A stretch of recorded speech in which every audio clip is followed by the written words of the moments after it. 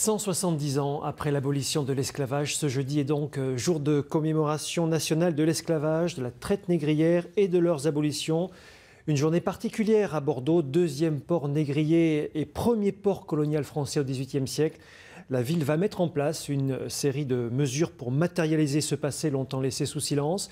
Avant d'en parler avec notre invité, voyez les temps forts de la cérémonie ce matin avec Kanj Bali et Olivier Prax. Des chants de collégiens pour accompagner le parcours de toute une semaine thématique intitulée « Sur les traces de l'esclavage, libre de couleur ». Cette semaine a vu aussi la remise du rapport de la commission qui a travaillé sur cette thématique de la traite négrière et de sa mémoire à Bordeaux. Cette commission, composée de représentants du monde de la recherche et d'institutions, a réalisé une enquête en ligne et a procédé à 42 auditions. Le maire a validé à cette occasion les 10 propositions de cette commission. Et parmi celles-ci, priorité donnée à l'éducation.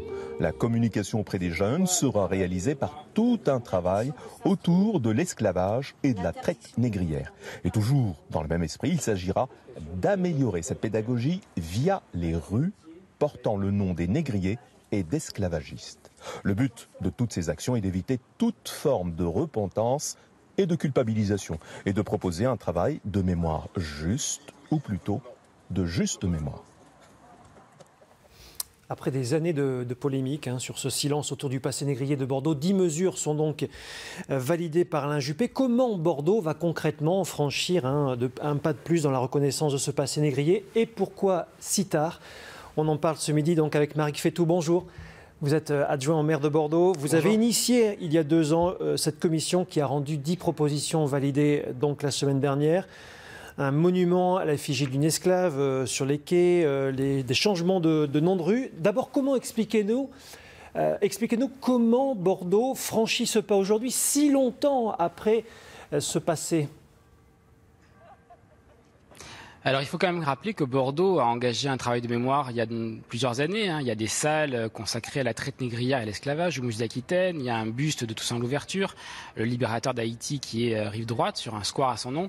Et donc c'est une nouvelle étape effectivement, mais qui s'inscrit dans une histoire où le travail de mémoire a été engagé depuis plusieurs années. Mais cette preuve de passé était quand même assez discrète dans Bordeaux. Pourquoi aujourd'hui il y a un changement? C'était le consensus initial. Le consensus initial était de dire effectivement qu'on avait des belles salles au musée d'Aquitaine qui remplissaient un rôle pédagogique important, mais qu'il fallait aller ouvrir les portes du musée, faire l'effort de se rendre sur place, et que cette question finalement n'était pas assez visible dans l'espace public et que les habitants de Bordeaux ou les visiteurs, les touristes ne voyaient pas forcément l'histoire du passé négrier de la ville. Et donc à partir de ce consensus qui est un consensus social, et donc pourquoi aujourd'hui? Parce que certainement la société est mûre par rapport à cela. La commission que je préside a proposé à Alain Juppé 10 mesures visant à renforcer la visibilité dans l'espace public de ce passé négrier et esclavagiste de Bordeaux. Il y aura notamment un monument évoquant la traite négrière. Alain Juppé s'y était longtemps opposé. Comment l'avez-vous convaincu finalement? Eh bien écoutez, Alain Juppé, il évolue avec son temps. Et aujourd'hui, il y a un consensus à Bordeaux pour l'édification d'un mémorial, d'un monument. Et donc, il était temps de faire cette proposition. Et donc, Alain Juppé, compte tenu du consensus qui entoure ce projet, l'a accepté avec grand plaisir, parce qu'il est à l'écoute des habitants de la ville et de l'ensemble des acteurs associatifs. Mais il était absent ce matin de la commémoration. Pourquoi ?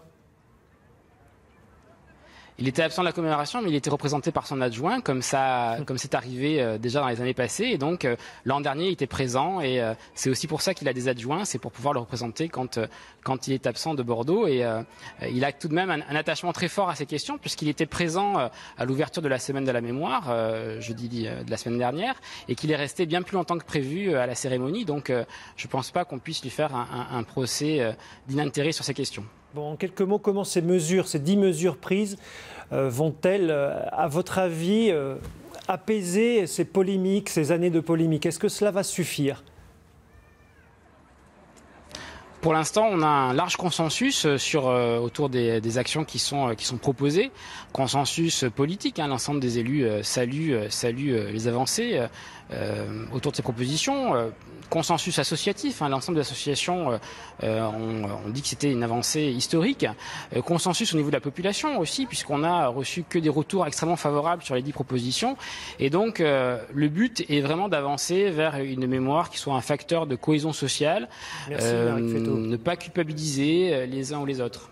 Merci bien pour toutes ces précisions. Je précise que ces 10 propositions sont à retrouver en détail sur notre site internet.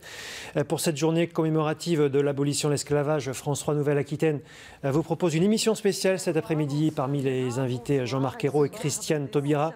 L'occasion de revenir sur les effets de la loi dite Taubira reconnaissant l'esclavage comme crime contre l'humanité 17 ans après son entrée en vigueur. Débat qui sera précédé d'un documentaire inédit réalisé par Lise Baron et Julien Bosset. Ce film raconte comment la France parvient peu à peu à regarder en face ce passé négrier. Voyez dans cet extrait comment le musée d'Aquitaine de Bordeaux a travaillé sur cette question de l'esclavage.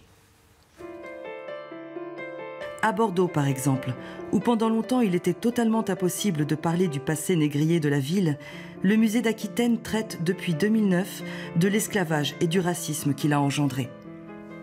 La muséographie qui a été mise en œuvre dans le musée d'Aquitaine à Bordeaux est allée assez loin dans l'idée de faire une place à l'esclavage et à la traite, au sens où ils ont non seulement raconté l'histoire factuelle, mais au sens aussi où ils ont essayé de dépasser le registre purement du patrimoine, qui est souvent associé à ce genre de musée, en disant quelque chose sur les conséquences sociales, raciales de l'esclavage.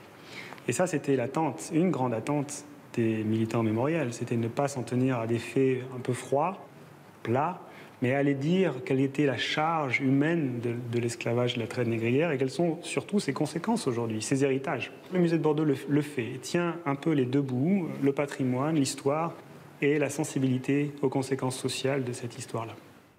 L'intégralité de ce documentaire, un suivi du débat, est à découvrir dès 13h55 sur France 3 Nouvelle-Aquitaine, avec une page spéciale aussi sur notre site internet.